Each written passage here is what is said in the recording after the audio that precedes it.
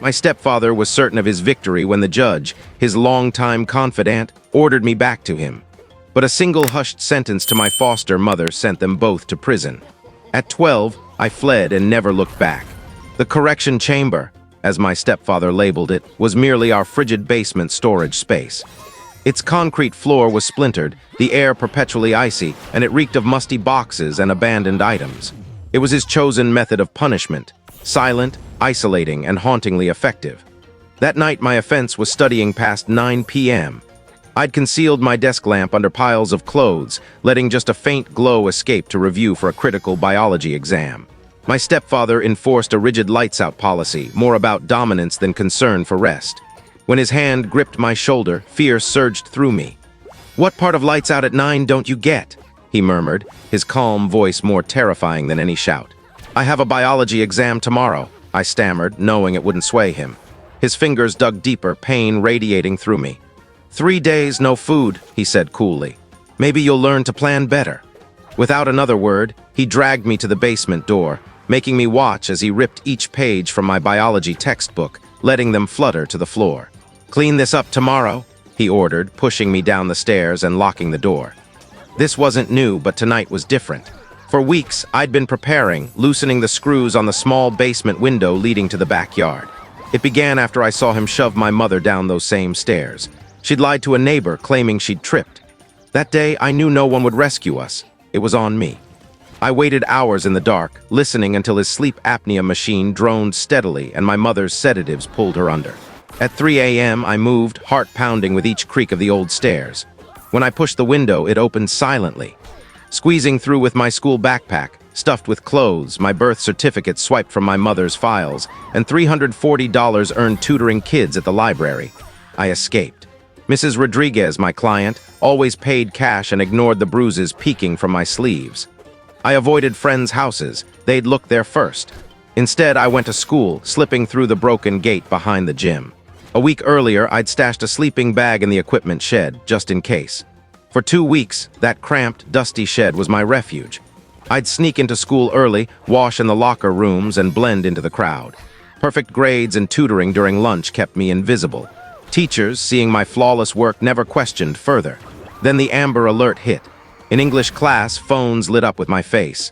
Missing child, possible abduction. My stomach churned. That night, news channels broadcast my stepfather's crocodile tears clutching my vacant-eyed mother. "Please bring our girl home," he pleaded, the same man who dislocated my shoulder teaching me to swing a bat, who let our dog freeze outside last winter. School became a minefield. Peers whispered, scanning faces. I kept my hoodie low, ate in bathroom stalls, and stayed on the move. My luck ran out in the library's biography section, dozing behind shelves. The librarian, Mrs. Amelia, spotted me. Her eyes widened with recognition, but she walked away without a word. Panic surged. I grabbed my bag, ready to bolt, but she returned, her face soft with concern. "Clara," she said gently, "come to my office." With no options, I followed, plotting escape routes. Inside, she closed the door and lowered the blinds. "Everyone's searching for you," she said, her voice free of judgment. I nodded. "Are you safe at home?" she asked, her tone heavy with care. I nearly lied, but her kindness broke me. Slowly, I rolled up my sleeves, revealing cigarette burns, then lifted my shirt to show belt marks across my back. "There's more," I whispered. She didn't hesitate, calling social services, not my parents, and handed me her lunch, turkey on wheat apple slices. It was my first real meal in days. Social workers documented every mark, every word. Police found blood on the basement walls, a bucket for a toilet, and my mother's injury records. My stepfather was arrested that night. Mrs. Amelia held my hand as he was cuffed, led away. 20 years minimum, the prosecutor assured. Then came the trial. Mrs. Amelia and my foster parents stood by me. But when the judge entered, my heart stopped. I recognized him from photos in my stepfather's office, his college buddy of 30 years. His cold smile fixed on me as he declared, "I'm ordering family reunification." The world collapsed. I was returning to the man who'd shattered my sense of safety. Mrs. Amelia stood, voice shaking with rage.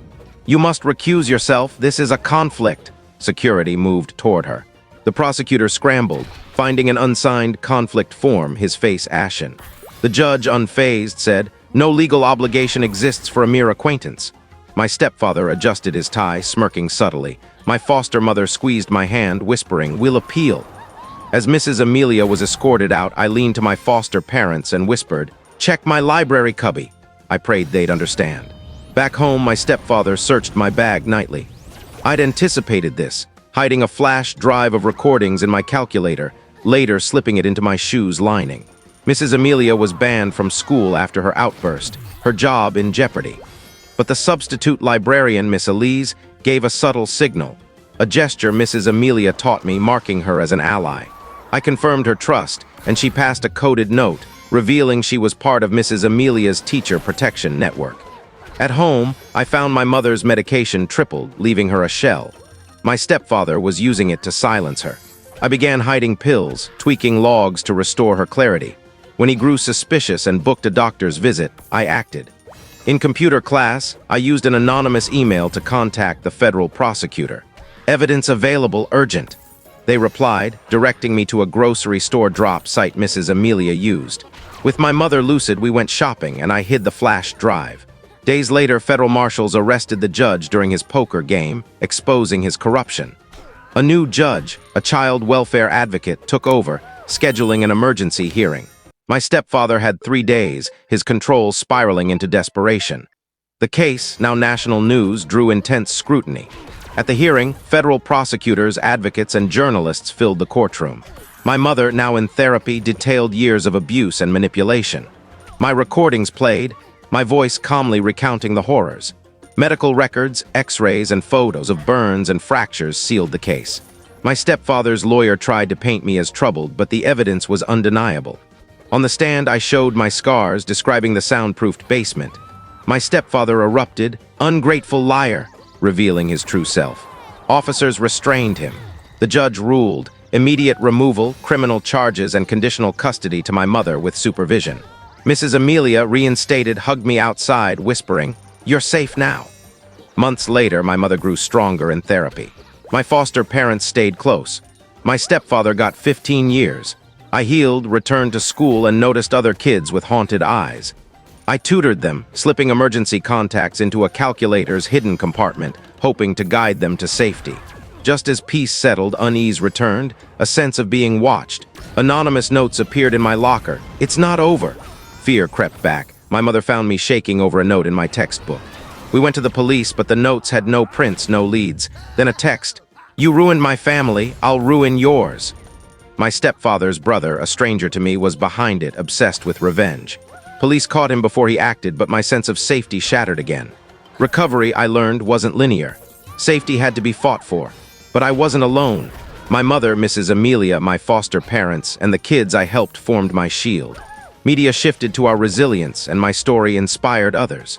With Mrs. Amelia, my mother, and advocates, I launched the Hope Network, a hub for survivors offering counseling, legal aid, and mentorship. Speaking to a packed auditorium, I shared my story, not my past, but my strength. "My past doesn't define me, nor does yours," I said. "Together we heal." The applause was for hope, for solidarity. At the Hope Network, greeting survivors daily, I realized my journey wasn't about escaping. It was about turning pain into purpose. In that purpose, I found peace. Thank you for watching my story. If you enjoyed it, please subscribe and press the bell icon. Stay tuned for more real-life stories, get more experiences.